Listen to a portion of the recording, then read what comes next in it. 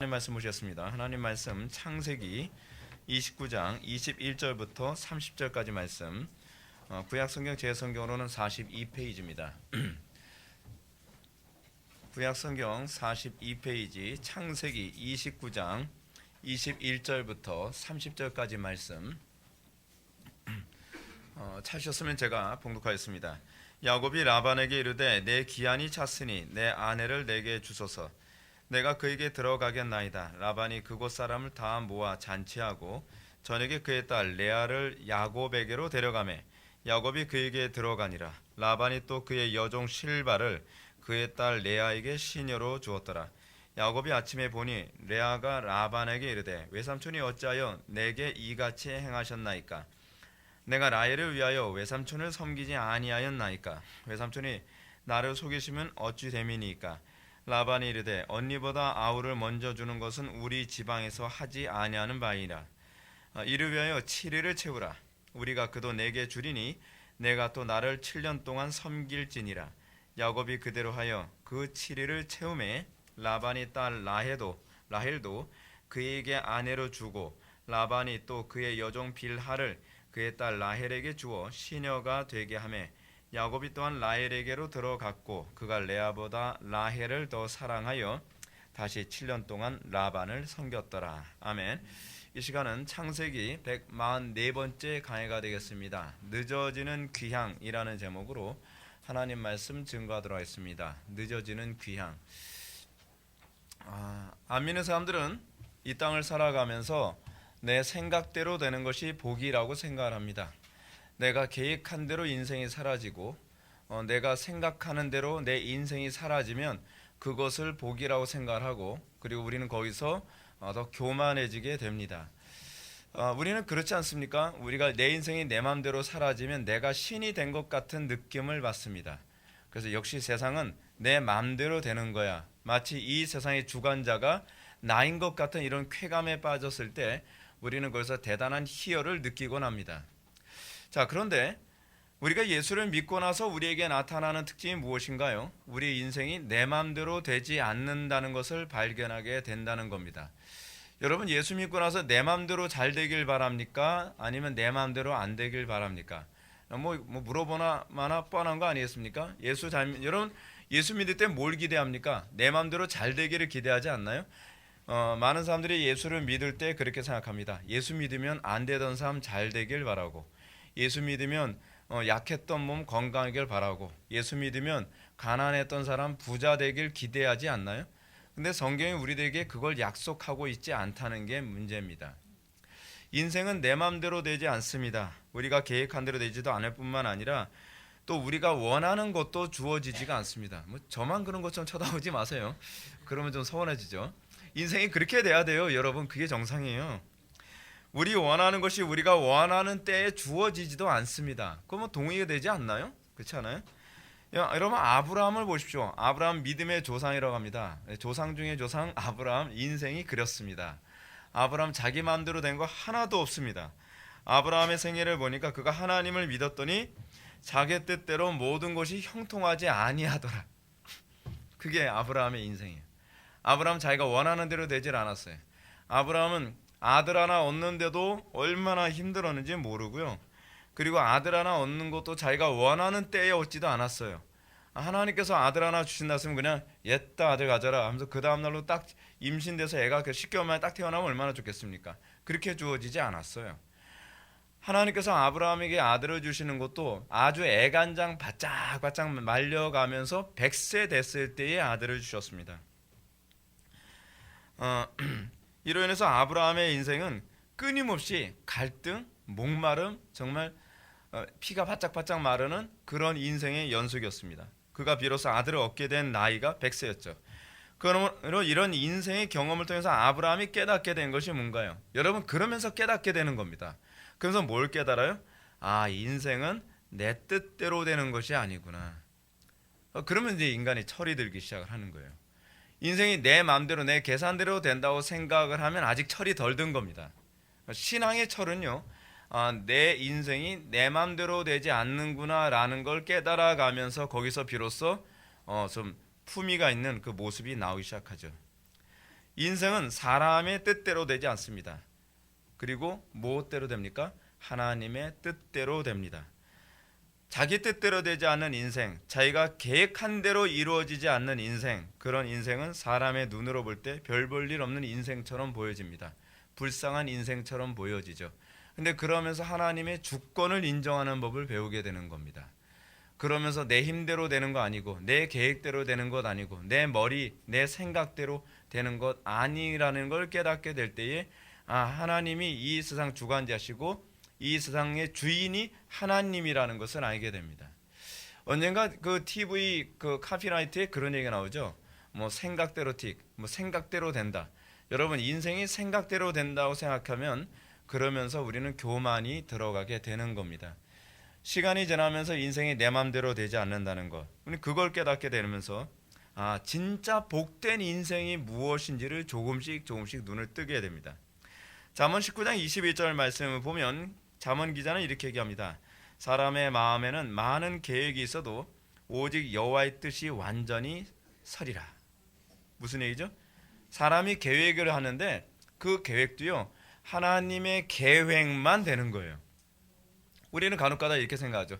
내가 계획한 대로 뭐가 딱 되면 역시 나는. 근데 그게 아니라 그게 하나님의 계획 안에 있을 때라야만 되는 거예요. 그 잠언 기자 그렇게 얘기하는 거죠. 그렇습니다. 사람은 많은 계획을 세웁니다. 그러나 그 계획 가운데 오로지 여호와의 뜻에 부합하는 것만 성취됩니다. 우리가 애쓰고 애간장 끓인다고 해서 다 되는 거 아니고요. 우리가 애쓰고 애간장 끓여서 된 것도 사실은 내 계획이 옳았기 때문이 아니라 그것이 하나님의 계획의 일부였기 때문에 되는 것일 뿐입니다. 그리고 어떤 일이 벌어지고 어떤 일이 성취돼도요, 그것도 내가 원하는 기한에 안 되고 하나님께서 원하시는 때가 됐을 때라야만 됩니다. 애간장 아무리 태워도 소용이 없습니다. 여러분 그렇지 않나요? 우리가 아무리 애간장 튀우면서 씨 뿌리고 물 주고 아무리 애써도 때가 돼야 열매를 맺는 거예요. 그건 농부의 주권이 아니라 하나님의 주권이에요. 애써도 소용없어요. 그건 하나님 마음이에요. 하나님께서 그렇게 작정하셨어요. 그러므로 우리가 신앙생활을 오래 하면 할수록 자기 뜻과 자기 계획과 자기의 어떤 경험을 점점 포기하는 법을 배우게 되어집니다. 시간이 지나면서 우리가 영적 할례당이 되어진다고 했을 때에 그것은 하나님이 모든 것의 주관자. 우리가 개혁파 신학의 핵심이 그건 아닌가요? 하나님의 주권교리. 모든 것이 하나님의 주권 아래 있고 하나님의 선하신 작정과 그분의 때에 모든 것이 맞춰져 있어요.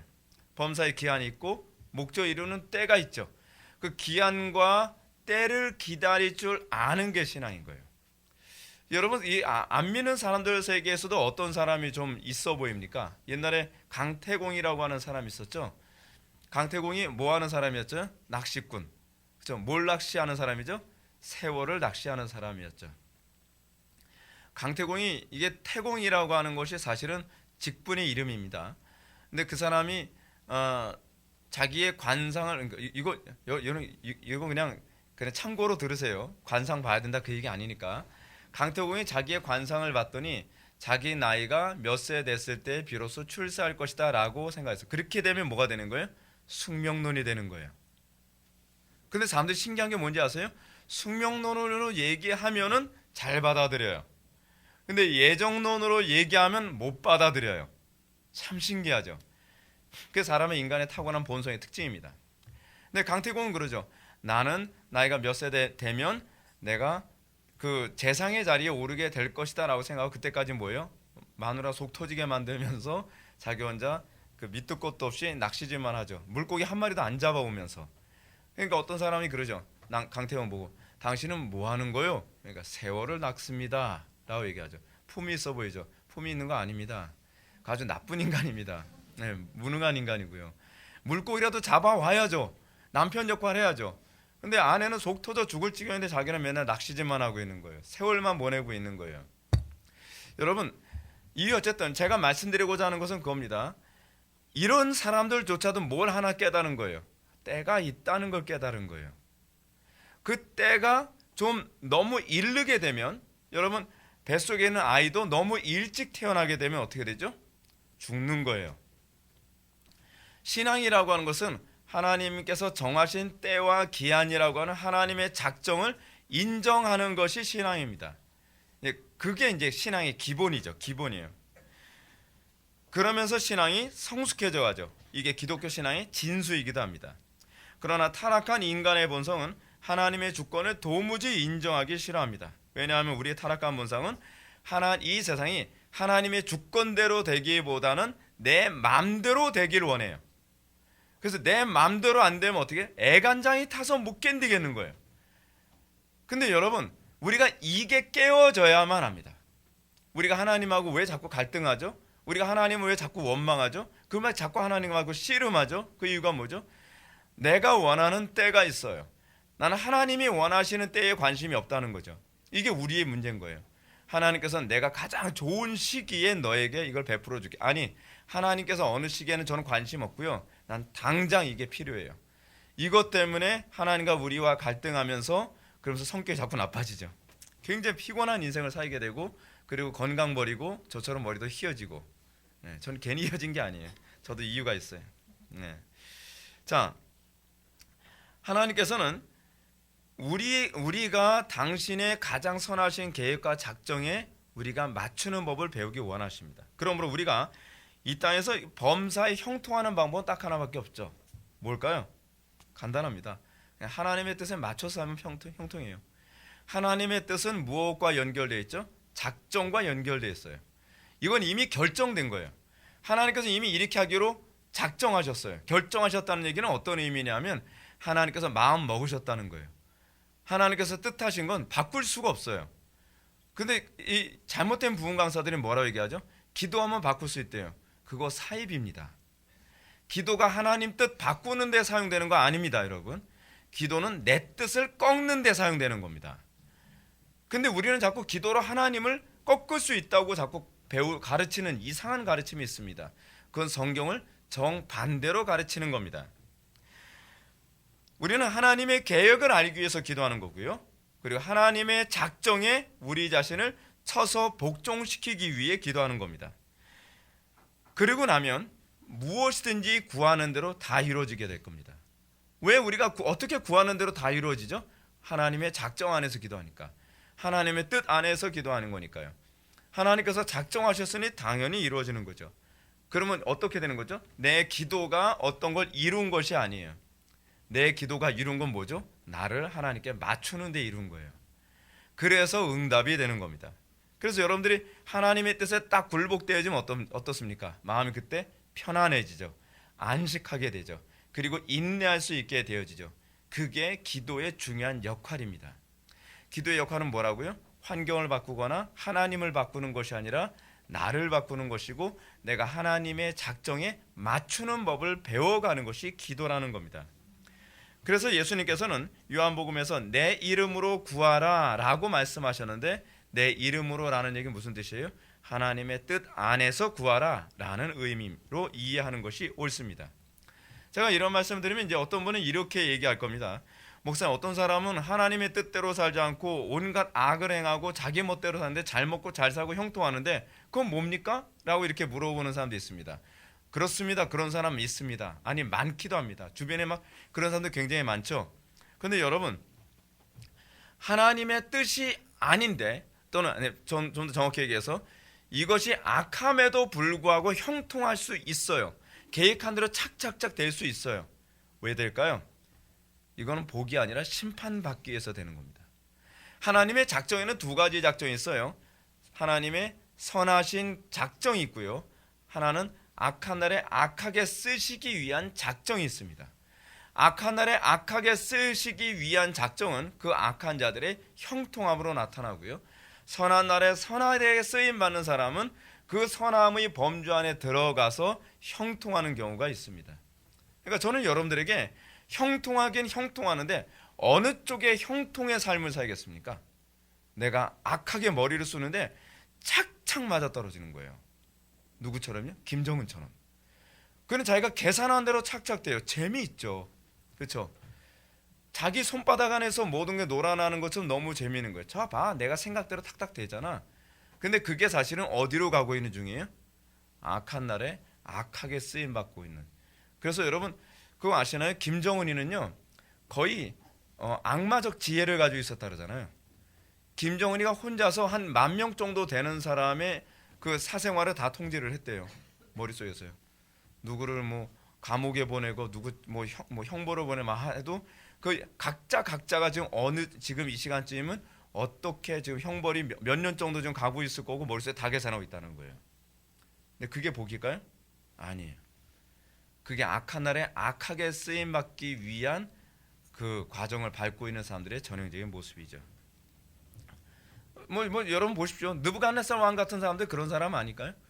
느부갓네살 왕 정말 똑똑하게 정복 전쟁하고 잘 된다고 생각을 했는데 하나님 나라의 큰 그림에서 보니까 어떤 삶을 살았던 거예요.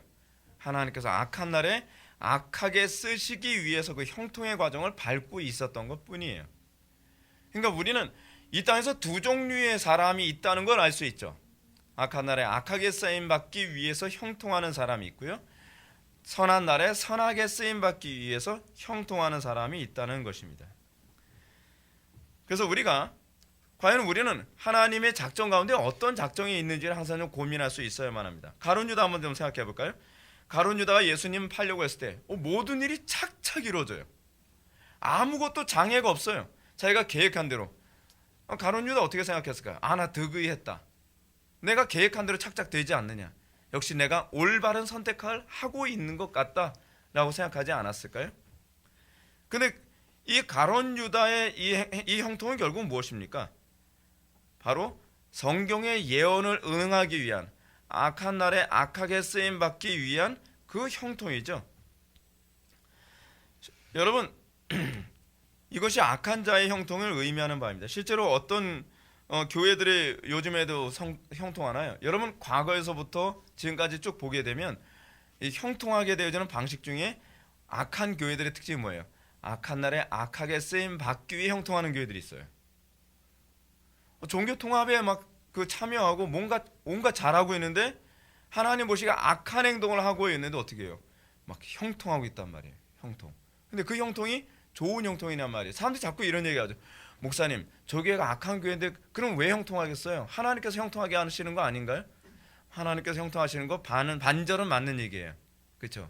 근데 하나님께서 왜 형통하게 하느냐가 중요한 거 아닌가요? 근데 왜 사람들은 그 생각을 못 할까요? 저는 이해가 안 돼요.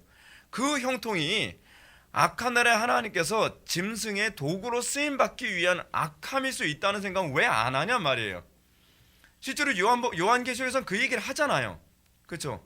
요한계시록에서는 어느 정도까지 얘기해요? 그 악한 자가 이기고 또 이기더라. 근데 그 이김이 사실은 심판을 향해서 달려가는 이김이었던 거예요. 그래서 잠언 기자는 이렇게 얘기합니다. 여호와께서 온갖 것을 그 쓰임에 적당하게 지으셨나니 악인도 악한 날에 적당하게 하셨느니라. 악인도 악한 날에 적당하게 쓰기 위해서 그렇게 사용하고 계신다는 겁니다. 하나님의 선하신 계획에는 하나님의 뜻에 부합하게 사는 사람들의 형통만 있는 것이 아닙니다. 악한 자들의 형통도 하나님의 선하신 계획, 선하신 작정 안에 있는 겁니다. 마치 뭐와 같죠? 명암과 같아요. 명암. 밝고 어둠. 그렇죠? 세상에는 여러분 밝음 뒤에는 항상 어둠이라는 것이 같이 공존하죠. 근데 그 어둠이라는 것이 공존하기 때문에 밝음이라는 것이 좀 더 선명하게 드러나는 것 아닌가요? 형태가 더욱더 선명하게 드러나는 거죠. 그들은 악한 나라에 쓰이기 위해서 악하게 지음받는 과정, 그 형통을 볼 수 있습니다. 그러므로 우리가 이 땅에서 악한 방식으로 형통하는 사람들이나 그런 교회들을 결코 부러워할 필요는 없습니다. 항상 우리가 관심을 가져야 되는 건 내가 선한 방식으로 형통하고 있느냐가 중요한 게 아니에요, 여러분. 성경은 어떤 방식으로 형통하느냐가 중요한 것이고 또 우리가 비록 형통하지 않는다 할지라도 그것이 하나님의 뜻에 부합하느냐 부합하지 않느냐에 관심을 가지라고 얘기하고 있어요. 세상 사람들과 아주 다른 관심사를 가지고 우리의 삶을 진단해 볼 수 있어야 한다는 것이죠. 그리고 우리는 하나님의 주권과 섭리를 묵상하면서 이 땅에 두 종류의 사람이 있다는 걸 알 수 있죠. 첫째는 악하게 형통하는 사람, 하나는 선으로 형통하는 사람입니다. 우리는 어느 쪽으로 형통하는 사람이 되어야 될까요? 물어보나 말하겠죠. 선한 일에 형통하는 사람이 돼야 되겠죠. 선한 일에 형통하려면 어떻게 해야 돼요? 의로 인해서 핍박받는 것밖에는 뭐, 그죠? 근데 의로 인해서 핍박받는 것으로 끝나지 마십시오. 이건 좀 문제가 있습니다. 제가 여러분들한테 누누이 말씀드리죠. 십자가는 어디서 완성된다고요? 부활에서 완성하는 거예요. 십자가에 매달리는 건요, 예수님만 매달린 게 아니에요. 그렇죠? 한편 강도들도 다 십자가에 매달려서 다 고통받거든요. 근데 십자가에 매달렸을 때 그 십자가에서 부활을 경험하지 못하면 그냥 게임 아웃인 거예요. 우리의 신앙에 있어서 어떻습니까? 고난을 당하는 것이 중요한 게 아니에요. 고난이 목적이 되면 뭐가 되죠? 고행주의가 돼버려요. 신앙은 고행에 비중을 두고 있지 않아요. 그 고행이 뭐로 나타났을 때 그 고행이 한 의를 위한 고행인지 알 수 있죠? 부활이에요. 예수님의 십자가의 형벌이 죽음으로 끝났다고 한다면 그냥 죄인의 죽음이겠죠. 근데 예수님이 십자가에서 형벌을 당하셨는데 부활하셨기 때문에 우리는 그 죽음을 어떻게 보는 거죠? 의인의 죽음이었다라는 걸 알 수 있는 거죠. 그렇죠? 여러분, 우리는 고난 당합니다. 그 고난 가운데서 어떻게 해요? 승리하고 형통해야죠. 근데 그 형통이 바로 부활인 겁니다. 그래서 그것이 네가 의로웠다라고 한 하나님의 칭의적 표현이 될 수 있는 것이죠. 그래서 여러분들이 그 안에서 비록 고난을 당하지만 하나님과 동행하는 가운데 연대 승리를 경험하심으로써 이 하나님의 은총을 날마다 간증할 수 있는 저와 여러분들 되기를 바랍니다. 예. 자, 우리가 이런 모습을 잘 보여주는 사건이 바로 오늘 본문에 나오는 야곱의 사건입니다. 우리가 이제까지 배워서 잘 알고 있는 것처럼 야곱은 영적인 복을 얻기 위해서 지금 어디 와 있습니까? 이제는 하란까지 와 있습니다. 그가 이곳에 오는 동안 정말로 하나님의 형통하심이 두드러지게 나타났죠. 뭔가 계획대로 착착착 진행되는 것 같아요. 그래서 어떻게 해요? 자기가 원하는 대로 뭐 여자를 만났고 그리고 이제 결혼식도 하게 됐습니다. 모든 것이 착착 이루어지는 것 같아요. 근데 이 성경은 반전이 많아요. 반전이. 21절부터 한번 25절 한번 보실까요? 한번 다 같이 한번 읽어보시겠습니다. 시작.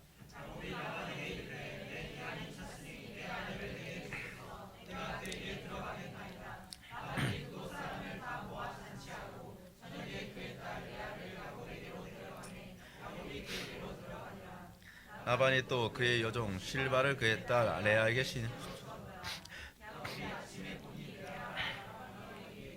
외삼촌이 어찌하여 내게 이같이 행하셨나이까? 내가 라헬을 위하여 외삼촌을 섬기지 아니하였나이까? 외삼촌이 나를 속이심은 어찌 됨이니까? 아멘. 야곱의 인생이 이제 순퉁에 돛단 것처럼 이제 뭔가 좀 잘 풀리는 것 같습니다. 그는 20절에서 언급했던 것처럼 7년이란 세월도 어떻게 해요? 너무 행복하게 잘 보냈어요. 네. 뭐 연애도 하면서 뭐 내가 힘들 때만 그랬겠죠. 뭐 그 라헬이 와서 힘들지? 그래서 이마에 땀도 닦아주고 그래서 그러면 하루의 피곤도 싹 달아나는 것처럼 정말 7년이 뭐 까짓 거 7년쯤이야 뭐 이렇게 생각했겠죠. 그리고 외삼촌을 이렇게 도우면서 그에게 남은 것이 이제 사랑하는 여자와 결혼하고 나면 그 다음 어떻게 하는 게 곧바로 이제 고향으로 돌아가면 되는 것이라 생각하는 거예요. 언제 플랜이 머릿속에 딱 그려져 있죠. 인생은 그렇지 계획대로 되는 거야. 이제 그게 이제 야곱이 인생은 계획대로 되는 거지. 그러면서 이제 야곱은 외삼촌에 이렇게 얘기합니다. 내 계한이 찼으니 내 아내를 내게 주소서 내가 그에게 들어가겠나이다라고 얘기합니다. 이제 야곱은 자기가 사랑하는 여자 라헬을 아내로 삼아 결혼만 하면 이제 아쉬울 것이 없다고 생각했습니다. 그는 결혼하자마자 이제 고향을 떠나겠죠. 그리고 고향을 떠나서 부모님에게로 돌아갈 것에 꿈에 부풀어 있었을 것이 뻔합니다. 그런데 사람의 인생은 이렇게 계획대로 되지가 않아요. 역전이 굉장히 많습니다. 야곱은 자기가 전혀 생각하지 못한 변수를 맞아야 돼요. 진짜 이런 일이 있을 거라고 상상을 했겠나요? 정말 상상 못할 일이 벌어지죠. 그의 언니 레아가 자고 일어났더니 레아가 있는 거예요. 아니 이게 어찌된 일이지? 나는 라헬하고 결혼했다고 생각을 했는데 딴 여자가 옆에 누워 있는 거예요. 야곱이 외삼촌 라반이 자기를 더 붙잡아 두기 위해 결혼 신부를 속여서 집어넣어 준 거죠. 전혀 상상하지 못한 일입니다. 여러분, 우린 지금 웃으면서 보지만 야곱의 입장에서 어떻게 했을까요? 하늘이 무너지는 것 같겠죠. 나 이 지긋지긋한 이 외삼촌 집에서 이제 떠날 수 있게 됐다 생각을 했는데 이게 뭐야? 이게 뭐야? 이 간혹가다 이제 이런 얘기를 하게 되면 이거 너무 동화책 같은 얘기 아니냐? 어떻게 자기 와이프가 누군지도 모를 수 있냐? 이렇게 얘기할 수 있는데요. 그렇지 않아요. 첫 번째로 우리가 그 당시 결혼 풍습을 잘 이해해야만 합니다. 첫 번째 뭐죠? 결혼식이 밤이 아니라 낮에 일어나요. 유대 사회 안에서는 결혼식을 밤에 합니다. 근데 밤에 한다, 밤에도 뭐 우리는 얼굴 알아볼 수 있다고 생각하지 않나요? 왜냐하면 우리는 전깃불 밑에서 사는 시대니까. 근데 그때는 그런 시대가 아니에요. 그때는요, 그냥 불 끄면 그냥 암흑이에요. 그 가로등이 뭐 없잖아요. 우리하고는 시대가 완전히 달라요. 그래서 이 조그만 호롱불 하나를 의존해서 밤에는 그냥 그렇게 보내는 사람이에요. 그래서 일찍 자요, 사람들이. 그 시대 사람들은. 자, 둘째로 뭐냐면 야곱이 속을 수 없었던 이유는 뭐냐면 당시 결혼 풍습은 신부가 얼굴뿐만 아니라 온 몸을 베일로 가리고 결혼식을 했어요. 그러니까 온 몸을 베일로 가렸기 때문에 누군지 알 방법이 없는 거죠. 그 세 번째 또 하나의 이유가 있습니다. 술에 만취되어 있을 가능성이 굉장히 많아요. 그러니까 술을 마시게 하거든요. 그 당시에는. 근데 라반이 야곱이 알아차리면 안 되거든요. 야곱이 한 잔 딱 마시고서 이제 끝내려고 하면 아유 한 잔 더 마셔. 더 마셔. 완전히 그냥 딱 돌아버릴 정도로 그 술을 계속 퍼마시게 하는 거죠. 그렇게 해서 전혀 눈치채지 못하도록 정신을 잃어버릴 정도로. 그리고 마지막 네 번째가 있습니다. 이게 가장 핵심적인 거거든요. 하나님 주권이에요. 여러분 하나님 주권을 무시할 수가 없는 게 바로 여기 있어요. 여러분 인생은요. 간혹 가다가 정말 똘똘하다고 생각하는 사람이 바보짓 할 때가 얼마나 많은지 모릅니다. 그죠? 그리고 실수를 안 한다고 생각하는 사람이 갑자기 실수하는 경우도 많이 있어요. 그거 왜 그럴까요? 해석할 수 있는 방법은 딱 하나밖에 없어요. 하나님 주권이에요. 이제 야곱에게 그런 주권, 하나님의 주권적인 역사로 인해서 전혀 눈치를 못 채고 아내가 바뀌었는지조차도 모르게 하나님께서 인도하신 겁니다. 근데 문제는 그 다음에 있습니다. 야곱을 속인 외삼촌 라반은 몹시 화가 난 야곱을 진정시키고 또다시 7년의 노동을 요구합니다. 26절과 27절 말씀 한번 보실까요?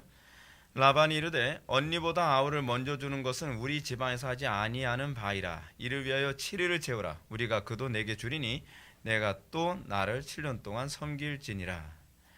먼저 야곱을 속인 라반의 어설픈 변명을 한번 들어봅시다. 라반은 뭐라 그래요? 언니보다 아우를 먼저 주는 것이 우리 집안에서 하지 아니하는 바라. 말 되지도 않는 소리 하는 거죠. 그럼 진작에 얘기했어야죠. 진작에 얘기하지 않고 일 저질러 놓고 얘기를 하는 거예요. 그건 뭐예요? 풍습 때문이 아니라는 거예요. 난 애시당초부터 너를 일찍 보낼 마음이 없었다는 얘기예요. 그러니까 야곱이 얼마나 속상할까요? 자기 인생의 방향이 다 틀어져 버린 거예요. 여러분 인생의 방향이 다 틀어져 버렸다는 말을 이렇게 이해하지 마십시오. 7년 더 늦게 갔다라는 말이 아니에요. 그가 계획했던 안에 모든 것이 다 바뀐 거예요. 그러니까 라헬하고 결혼해서 그냥 집으로 돌아가서 다복하게 행복하게 살 것이라고 생각한 거죠. 자, 이거 보시세요. 중요한 문제가 그예요. 우리는 항상 어떻죠? 우리는 하나님의 계획에 관심 없어요. 우리의 모든 일생은 항상 내가 어떻게 하면 행복할 것인가에 주로 초점이 맞춰져 있죠. 근데 하나님은 거기에 초점이 맞춰져 있지 않아요. 만약에 야곱이 그렇게 살았다고 한다면 12지파는 안 만들어졌겠죠. 그죠? 하나님께서 그리시는 그림과 야곱이 그리는 그림이 달라요. 야곱은 라헬 하나 얻고 데리고 가서 고향으로 돌아가 행복하게 살다가 해피엔딩으로 끝난다라는 그런 그림을 그리고 있지만 하나님은 야곱에게 그걸 기대하고 있지 않습니다. 야곱은 애시당초부터 뭘 하나님께 구했어요? 내가 하나님 나라 기업 얻기 원합니다. 그 원하는 대로 해주시는 거예요. 하나님 나라 기업을 얻게 하기 위해서 뭐예요? 이제 누굽니까? 형 에서를 통해서 성취하고자 했던 너의 자손들이 바닷가의 모래처럼 많아지리라 라고 하는 그 에서를 통해서 성취해야 될 그 약속을 누구를 통해서 성취하고 있는 거예요? 야곱을 통해서 성취하고 있는 거예요. 그래서 결국 야곱은 어떻습니까? 원하든 원치 않든 이 일부 다처제로 갈 수밖에 없게 돼버린 거예요. 그러니까 야곱은 의도하지 않았어요. 야곱은 애시당초부터 라헬하고 결혼하고 다른 아내를 얻을 생각을 전혀 안 했겠지만 자기 의도와 관계없이 이미 이게 좀 희한하게 꼬인 거죠. 이미 내 아내는 누구라고 생각해요? 라헬이라고 생각했는데 지금 현재는 누가 내 아내가 된 거예요? 레아가 내 아내가 된 거예요. 그래서 어쩔 수 없이 둘을 얻게 됐는데 그 이후에 또 어떻게 되죠? 이 두 여자들이 싸우죠. 쟁탈전을 벌이죠. 그래서 어떻게 해요? 왜 내 인생을 이렇게 꼬일까 생각되지 않을까요? 두 여자가 쟁탈전을 벌이면서 내 아이 놔줘, 내 아이 놔줘, 또 못 놔주니까 자기 여종 또 들여보내서 또 내 아이 놔달라 하다 보니까 몇 명 났어요 결국? 12명 나게 된 거예요. 근데 그것이 하나님께서 바닷가의 모래처럼 많은 민족을 이루기 위한 하나님의 계획이었을까로 누가 생각하냔 말이에요. 그 당시에 여러분 야곱은 어땠을까요? 미쳐버리는 거죠. 여러분 와이프들끼리 싸우고 있다고 생각해 보십시오. 그런 경험은 다들 없으니까 잘 모르겠지만 와이프들끼리 싸우면서 막 머리끈에 잡고 싸우고 그러면 진짜 남편은 속 터질 거예요. 내가 원했던 결혼도 아니고 내가 아마 모르긴 몰라도 그랬을 거예요. 그 레아가 막 짜증내면서 막 그러면 그럴 거예요. 내가 너하고 애시당 저도 결혼할 생각도 없었어. 내가 왜 너 때문에 속을 썩어야 되니? 그런 생각 안 했을까요? 근데 그건 하나님의 작정 안에 있는 내 계획하고는 아무 관계가 없는 거예요. 그래서 야곱은 어쩔 수 없이 여러분 이 라반의 거짓말이라고 하는 부분도요 우리가 좀 생각해 볼 필요성이 있어요. 겉으로 보면 굉장히 심각한 죄악이죠. 한 사람이 인생을 다 망쳐놨다고 생각할 수 있죠. 근데 큰 그림 안에서는 하나님의 선하신 작정 안에 있는 거예요. 그래서 성경 우리들에게 뭘 요구하죠? 범사에 감사하라고 요구하는 거죠. 세상은 나의 인생을 망쳐놓는 것 같고 세상은 나의 계획을 다 망쳐놓은 것 같지만 하나님의 택한 백성들의 놀라운 특징이 뭐냐면 하나님을 사랑하는 자 곧 그 뜻대로 부르심을 입은 자들에게 모든 것을 합력하여 선을 이루시죠. 라반의 거짓말도 하나님의 합력하여 선을 이루시는 작정 안에 있었던 거죠.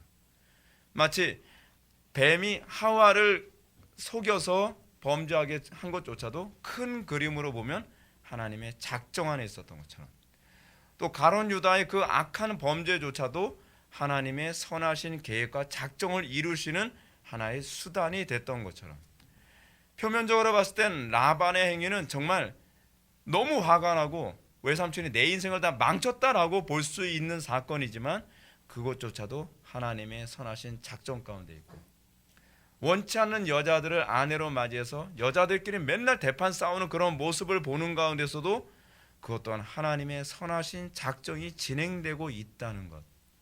그걸 우리는 이 두 글자로 뭐라고 얘기하죠? 섭리라고 얘기하죠. 섭리.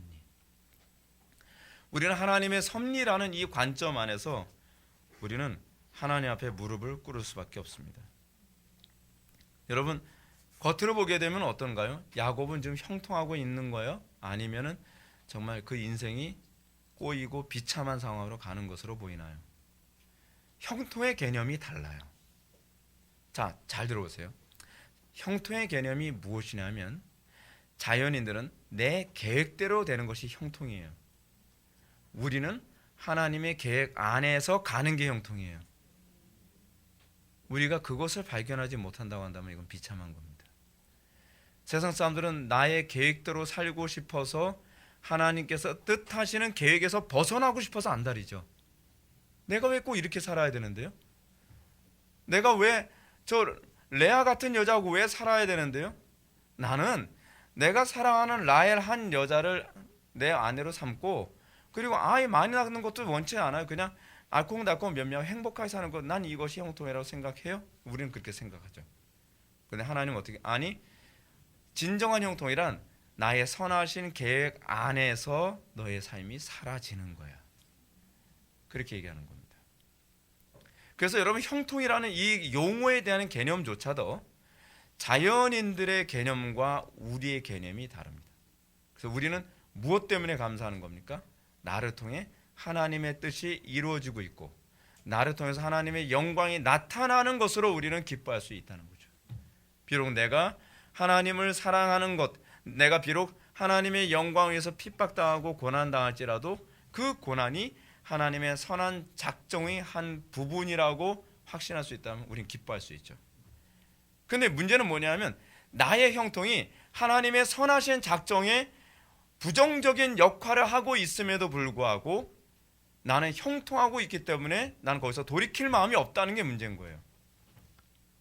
하나님의 영광 가리우고 하나님을 영화롭게 하지 못하고 있는데 그래도 난 돈을 많이 벌고 있고, 그래도 나는 형통하고 있고, 그래도 난 출세하고 있고, 그래도 난 인맥관계 잘 유지하고 있고, 그래도 나는 이름 명성을 널리면서 떨치면서 살고 있으니 그러면 이게 형통한 거 아니냐고 생각하는 거죠. 근데 그것이 바로 악한 날에 악하게 쓰임받는 사람들의 전형적인 모습이라는 겁니다. 제가 서론에서 잠시 언급했던 것처럼 하나님의 뜻에 헌신되도록 부름받은 성도들은 어떤 식으로든 하나님의 선하신 계획에서 벗어날 수가 없습니다. 여러분, 그래서 성경은 어떤 사람이 복받은 자라고 얘기합니까? 하나님께 붙잡힌 바 된 사람이 복된 겁니다. 하나님께 붙잡힌 바. 사도 바울이 얘기하지 않나요? 나는 하나님의 말씀에 붙잡힌 바 되었다. 우리가 교회에서 안에서 하나님께 귀하게 쓰임 받았던 영적 거인들의 특징이 무엇이었을까요? 여러분, 루터가 그렇게 살고 싶었을까요? 루터가 뭐 그렇게 혁명가처럼 막 그렇게 살고 싶어서 자기가 그 인생을 선택한 건가요? 아니요. 루터의 인생은 마치 무엇인가 떠밀려 가는 것처럼 그냥 고난의 연속의 삶을 살았어요. 근데 그의 삶이 하나님의 선하신 작정의 일부로 쓰임받고 있었다는 거예요. 그것이 복된 거죠. 여러분들 인생을 한번 뒤돌아보십시오. 나의 인생 하나하나가 하나님의 선하신 작정을 세워가는 삶의 일부로서 가고 있다고 한다면 여러분들은 고난받고 힘들고 그리고 여러분들이 초라하게 산다 할지라도요, 그건 초라한 인생이 아닙니다. 하나님의 나라에서 왔을 때 정말 복된 인생이었다고 여러분들 아마 고백할 수 있게 될 겁니다. 그래서 세상 사람들과 우리 그리스도인들은요, 갖고 있는 소망이 다릅니다. 세상 사람들은 이 땅에서 형통의 소망을 두지만 우리는 하나님께서 우리를 하나님의 선하신 뜻에 부르셨다는 것에 우리는 거기서 소망을 두고 살아가는 것이죠. 세상 사람들이 보기에는 굉장히 초라한 인생처럼 보일지 모르지만요. 제가 여러분들한테 이런 말씀 드리고 싶어요. 목사님, 저는 제 인생은 왜 이 모양인지 저는 제 마음대로 되는 거 하나도 없고요. 정말 인생은 맨날 속만 끓이면서 살아갑니다. 누구처럼요? 야곱처럼요. 근데 어떤가요? 점점 하나님과 가까워지고 있나요? 그런 것 같아요. 그거는 맞는 것 같아요. 그러면 복된 겁니다. 여러분 어떤가요? 우리는 세상적으로 형통하고 잘되고 근심 걱정 없이 살아가는데 하나님하고 점점 멀어지는 것 같아요. 기도도 더 많이 해야 될 필요성을 못 느끼고 하나님의 음성에 더 귀를 기울여야 될 필요성도 없을 것 같고 나의 교만은 점점 커가고 나 자신에 대한 자신감은 점점 더 강화되어지면서 내가 하나님을 그때 그렇게 사랑하던 때는 언제였나라는 생각은 가물가물해져요. 그게 복일까요? 그건 아니죠. 이게 지금 이 창세기에서 이 모세는 이 야곱 사건을 통해서 우리에게 복에 관한 개념, 그 형통에 관한 개념을 완전히 송두리째 흔들어 놓고 있어요. 이 본문은 굉장히 충격적인 사건이거든요. 사실은요. 성도들의 삶은 싫든지 좋든지 하나님의 선하신 계획에 편입되어 있다는 것을 자각하게 됐을 때 이것이 정말 복된 인생이죠. 그리고 성도들의 삶은 하나님의 거룩하시고 선하신 뜻에 의해서 끊임없이 좌절되는 경험을 할 수밖에 없습니다. 물론 이렇게 자기의 뜻과 계획이 무너지게 될 때 성도는 누구나 야곱처럼 몹시 당혹스러워합니다. 몹시 괴로워합니다. 마치 뭐하고 똑같냐면 어떤 운동선수가 꿈을 꿉니다. 나는 어렸을 때부터 이렇게 운동을 해가지고 내가 나중에 올림픽까지 가가지고서 금메달 따는 게 나의 꿈이야 했는데 생각지 못했던 불의의 사고로 운동선수로서의 생명이 완전히 좌절된다고 생각해 보십시오. 우리는 거기서 굉장한 절망감을 느끼겠죠. 뭐지? 그러면 내가 이 십수년 동안 그토록 힘들어가면서 운동하고 내 몸을 단련시켰던 그 과정은 뭐지? 마치 야곱의 인생은 그런 인생인 거예요. 나의 행복을 위해서 그토록 그렇게 애간장타게 열심히 정말 열심히 살았는데 그 7년이라는 기간 동안 저 아내를 얻어서 내가 고향으로 갈 꿈만 꾸면서 그렇게 열심히 일했는데 한순간에 좌절돼 버린 거예요. 그 야곱의 그 좌절, 야곱의 그 고통을 우리가 이해할 수 있을까요? 정말로 많은 그리스도인들이 이런 자기의 꿈의 좌절을 맛봅니다. 세상적으로 형통할 것, 세상적으로 명예를 누릴 것을 꿈꾸면서 말이에요. 이로 말미암아 어떤 사람은 심한 절망에 빠지기도 하고요. 어떤 사람은 자살까지도 생각을 합니다. 이처럼 우리의 꿈과 계획이 좌절될 때 그 당혹감과 절망은 말로 표현할 수 없죠. 그래서 하나님을 원망하고, 하나님이 살아계신다면 어쩌면 나한테 이렇게 하실 수 있어요? 하나님이 살아계신다면 나한테 어떻게 이렇게 살게 할 수 있어요? 내가 하나님을 위해서 그래도 내가 바르게 살려 애를 썼고, 하나님을 기쁘시게 해드리려고 얼마나 애를 썼는데 어떻게 나한테 이럴 수 있어요? 라고 많은 사람들이 막 눈물을 흘리면서 기도하는 사람들도 있죠. 그러나 이런 가운데서도 하나님께 감사해야 되는 이유가 여기 있습니다. 성경에 보는 관점에서 성도의 좌절은 진정한 복으로 가게 하기 위한 변경이에요. 그 복의 시작이죠. 우리가 보기에는 꼭 이렇게까지 해야 되나요? 만약에 거기서 제동을 걸지 않았으면 어떻게 됐을까요? 우리 인생이란 어떤 존재인지 아십니까? 우리는 나의 차가 아주 어두운 컴컴한 상황에서 벼랑을 향해서 막 돌진하고 있는 승용차와 같다는 걸 전혀 우리는 의식을 못하죠. 그런데 벼랑을 향해서 막 돌진하고 있는데 갑자기 어떤 경찰이 이보시오, 차 세우시오 했을 때 얼마나 짜증납니까? 아니 내 맘대로 가게 왜 안 내주냐? 갑자기 차가 고장이 납니다. 그럼 어떻게? 아니 왜 여기서 고장이 나? 근데 우리가 나중에 알게 됐을 때 어떻게 감사할 수 있게 되죠? 만약에 고장나지 않았다면, 만약에 저 경찰이 내 차를 세우지 않았다고 한다면 나는 죽는 인생이죠. 근데 우리는 그 생각을 안 합니다. 왜 내가 이토록 열심히 노력하고 애썼는데 왜 남들은 다 되는데 왜 나는 저거를 성취하지 못하고 왜 나는 여기서 좌절을 맛보아야만 하는 것이지? 라고 하나님을 한탄하죠. 근데 하나님께서 말씀해 주시지 않죠. 저 앞에 벼랑이 있어 라고 얘기를 안 해주시죠. 그러나 분명한 건 하나님은 선하시기 때문에 이것이 우리에게 가장 유익한 거라는 걸 아시는 거죠. 그걸 믿는 게 신앙입니다. 하나님의 선하신 의도를 믿기 때문에 난 납득하지 못하지만 하나님께서 가장 선하시고 가장 적절한 때에 하나님께서 가장 적절한 방식으로 이 일을 이루셨다고 우리는 믿고 감사하는 것이죠. 그게 신앙인 거예요. 그게 신앙인 거예요. 그래서 우리는 좌절스럽지만 슬프지만 당혹스럽지만 눈물나게 괴롭지만 하나님께 감사해야만 합니다. 이것이 참된 복으로 가는 시작이기 때문에 그렇습니다. 성도의 삶은 그래서 도무지 좌절될 수 없는 하나님의 선하신 형통함에 이제 참여하기 시작을 합니다. 그래서 여러분, 하나님의 선하신 형통에 참여한 사람은요, 패배를 모릅니다. 좌절을 모릅니다. 좌절하고 싶어도 좌절을 못합니다.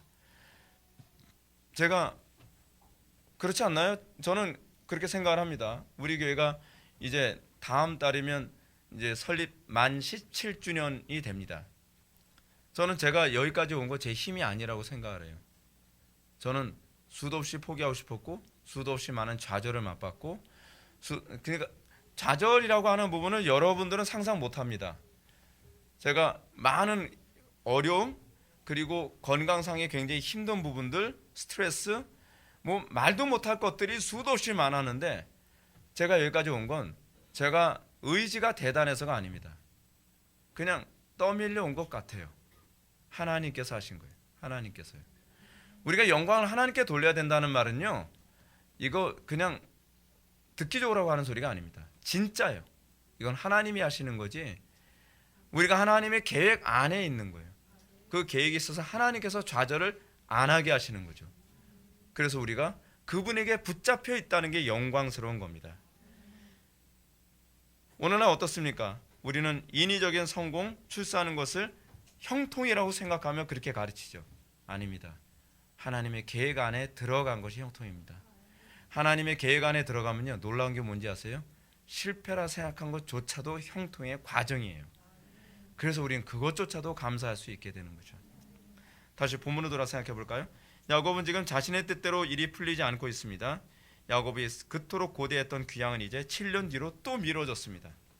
그러나 야곱의 계획이 좌절됨이 도리어 하나님의 선하시고 위대한 계획의 일부로 진행되고 있다는 것을 야곱은 전혀 의식하지 못했습니다.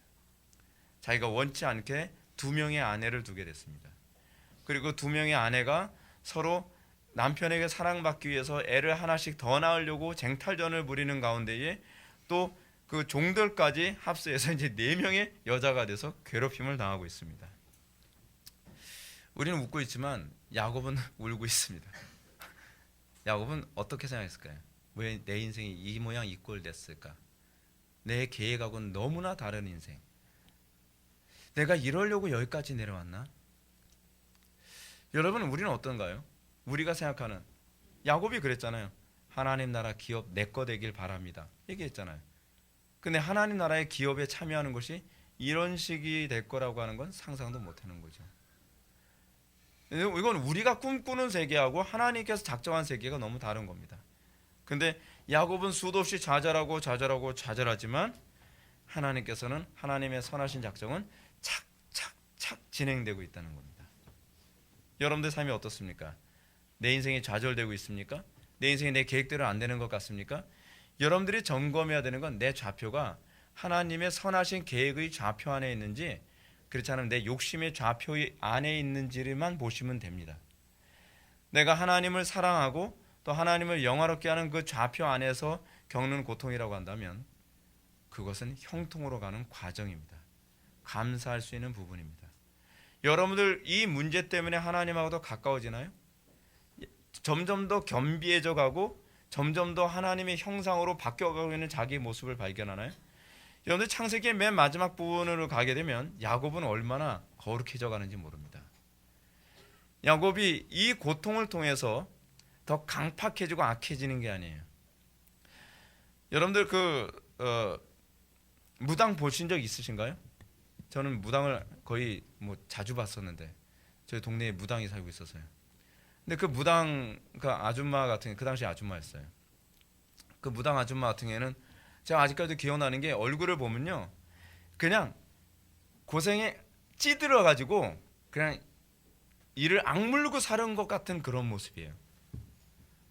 왜냐하면 어떻게 하든지 자기 인생을 좀 행복하게 살아보려고 애를 쓰는 거예요. 고생을 하면 할수록 더 악해지고, 고생을 하면 할수록 점점 더 사람들이 독해지고, 고생을 하면 할수록 더 잔인해져 가는 거예요. 남들에게 보라는 듯이 살아야 되니까. 근데 그리스도인은 안 그래요.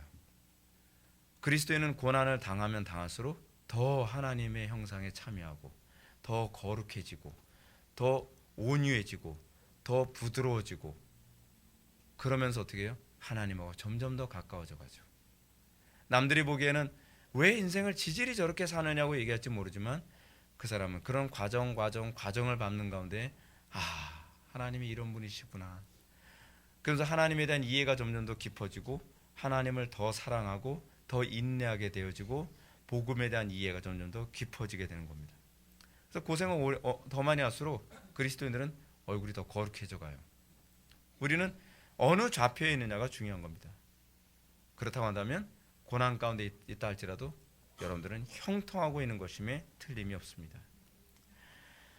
자, 사랑하는 성도 여러분, 우리는 이 말씀을 통해서 뭘 묵상할 수 있죠? 첫 번째는 악인의 형통을 부러워하지 말라는 겁니다. 세상적으로 형통하는 사람들, 세상 사람들 자기 계획대로 척척척 모든 것이 진행돼요. 여러분들 칼 비트의 자녀교육 그 책을 보게 되면 어떻습니까? 어떤 사람이 그럽니다. 칼 비트의 자녀교육을 딱 보면서 그래, 이렇게 하면 자녀들을 천재로 만들 수 있어. 그럴까요? 하나님의 작정과 계획이라고 하는 것은 거기에는 완전히 빠져 있죠. 인간이 사람을 그렇게 개조해낼 수 있을 거라고 생각하는 것이 칼 비트가 가지는 사고방식이죠. 그렇게 안 됩니다. 우리의 계획대로 세상은 사라지지 않아요. 근데 그것이 잘 돼가고 있는 거예요. 여러분들 인생에 오히려 하나님 의지하지 않고 기도하지 않고 여러분들 계획대로 뭔가 잘 되고 있다? 그거 진짜 여러분들 위험한 상황인 겁니다. 그거는요, 벼랑을 향해서 달려가고 있는 고급 승용차하고 똑같습니다. 두 번째로 우리가 선하신 하나님의 선하신 계획에 쓰임 받기 위해 우리의 계획과 뜻이 좌절되는 것을 감사해야만 합니다. 우리의 악한 뜻과 계획이 좌절되지 않는다면 우리는 끔찍한 멸망의 자리로 달려가게 될 것입니다. 바울이 사도로 쓰임 받기 위해서는 그의 인생의 끔찍한 좌절을 맛보았기 때문에 사도로 쓰임 받을 수 있었죠. 바울 잘 나가던 사람 아닌가요? 그렇죠. 한쪽은 바리새인이고 한편으로는 사두개인. 그 장래가 촉망받는 그런 젊은 청년이죠. 근데 그의 인생이 예수님 만나면서 좌절됐습니다. 예수님 만나서 어떤 학자의 표현처럼 이혼을 당했든지 뭐 사별을 했든지 모르겠지만 바울의 모든 인생은 자기가 계획했던 곳에서 완전히 빗나가게 돼버리고 말았습니다. 형통인가요? 아니면 멸망인가요? 겉으로 보기엔 저 사람 이제 인생 종쳤다라고 봤지만 진짜 형통의 길에 들어서게 된 겁니다. 바울은 거기서 내 계획이 아닌 하나님의 계획을 찾아보기 시작을 합니다. 이전에는 내 계획대로 인생을 설계했지만 이제는 하나님의 계획에 맞추는 법을 시작을 하게 됩니다. 거기서 겸손을 배우게 됩니다. 거기서 내 자신을 쳐서 복종시키고 하나님의 뜻에 자신을 맞추는 법을 배우게 됩니다. 마지막 세 번째로 우리는 바울 사도가 선줄로 생각하는 자는 넘어질까 조심하라고 한 말을 적용해야만 합니다. 왜냐하면 우리는 육신적 형통을 하나님께서 주신 복이라고 착각하는 경향이 많기 때문에 그렇습니다. 그러나 우리가 오늘 본문을 통해서 살펴본 것처럼 성경적인 관점에서 볼 때 참된 형통이란 하나님의 뜻 안에서만 허용됩니다. 우리가 세상적으로 나는 걱정 안 해도 되고 나는 건강하고 그러니까 나는 잘 나가고 있겠지. 글쎄요. 그것이 여러분들 하나님으로부터 더 멀어지게 만드는 것들 아닌가요? 제가 여러분들이 정말 제일 경계해야 될 게 그겁니다. 나는 내가 형통하고 있나 잘 나가고 있나가 아니라 난 지금 하나님하고 어떤 관계인가. 전 목회도 그렇다고 생각을 해요. 목회가 막 잘 나가요. 막 잘 나가는데 나는 하나님에 대한 감각이 점점 멀어졌어요. 그건 잘 나가는 게 아니라고 저는 생각을 해요. 그때야말로 더 위험한 때죠. 섰다고 생각하는 그때가 넘어지는 때입니다. 우리는 삶의 매 순간순간마다 순풍에 돛단 듯한 그런 삶을 살아갈 때가 많이 있습니다. 청교도들은 뭐라 얘기하죠? 평안할 때 기도 더 많이 해라. 우리가 삶의 매 순간순간마다 내가 형통하고 있다고 하는 그 순간이 내가 넘어져가는 방향으로 달려가고 있는 것이 아닌지를 점검할 줄 아는 지혜가 필요합니다. 따라서 우리는 나의 인생이 과연 이 형통의 의미가 무엇인지를 항상 점검할 수 있어야 되겠죠. 그래서 우리는 너무 희비비에 우리가 쉽게 움직이지 않았으면 좋겠습니다. 나의 삶이 너무 고달프고 힘들고 잘 안 되기 때문에 나는 내 인생은 망가진 거 아닌가? 정반대일 수도 있어요. 나는 정말 잘 나가고 있으니까 난 누구 부럽지 않게 살아가고 있으니까 난 별 문제 없겠지. 아닐 수 있어요. 중요한 건 이것이 형통이냐 아니냐를 규정하는 건 그런데 잘 나가냐 잘 나가지 않느냐의 문제가 아닙니다. 아니 오히려 여러분들이 하나님 말씀대로 살아가면서 그 형통이라는 걸 맛볼 수 있어요. 누구처럼요? 다윗처럼. 다윗이 하나님과의 만남에서 어떤 형통을 맛봅니까? 싸우는 전쟁마다 승리를 했다는 거예요. 그 형통이야말로 정말 아름다운 형통이죠. 왜냐하면 그건 하나님과 올바른 관계 안에서 일어난 형통이기 때문에. 그래서 궁극적인 형통이라고 하는 것은 전쟁에서 승리했느냐가 아니라 그 안에 하나님과 동행하느냐에 관한 문제입니다. 이거 한 얘기만 하고 마치겠습니다. 우리는 성경에서 요셉이 얼마나 고통을 받았는지 우리는 압니다. 요셉은요 억울하게 형들에 의해서 노예로 팔려가고 노예로 팔려간 상황에서도 또 억울하게 모함을 당해서 감옥에 갇히기도 합니다. 그런데 창세기 기자인 모세는 뭐라고 얘기해요? 그가 범사에 형통하였더라. 형통의 개념이 우리하고 다릅니다. 무슨 얘기죠? 그 표현은요 그 개념을 잘 보셔야 돼요. 그는 그런 가운데서 항상 하나님과 동행하였더라 라는 얘기입니다. 우리의 삶 속에서 나는 지금 어떤 처지에 있느냐가 아니라 내가 그 상황에서도 하나님과 동행하는 삶을 살고 있는가를 항상 점검하십시오. 우리가 열심히 부지런하게 그럼 우리가 뭔가 막 행복한 것에 심취해서 하나님을 멀리하고 있는 것이 아닌지를 항상 조심해야만 합니다. 여러분들이 주님과 동행하고만 있다면 여러분들이 형통하든 여러분들이 불행하든 그건 별로 중요한 문제가 아닙니다. 그 모든 것은 하나님의 선하신 계획 안에 있는 것이기 때문에 그렇습니다. 기도하시겠습니다. 사랑이 많으신 하나님, 우리가 오늘 이 시간 야곱의 생애에서 일어나는 말로 형용할 수 없는 절망과 고통과 억울함 속에서 그 과정 가운데 오히려 하나님과 동행하고 있는 야곱의 모습을 발견합니다. 우리의 인생에 정말 말로 표현할 수 없는 괴로움이 있을지라도, 또는 우리 인생에 너무 행복한 순간에 우리가 살아가고 있다 할지라도, 우리는 그 순간에도 내가 하나님과 동행하고 있는지를 항상 점검할 줄 아는 지혜를 허락하여 주옵소서.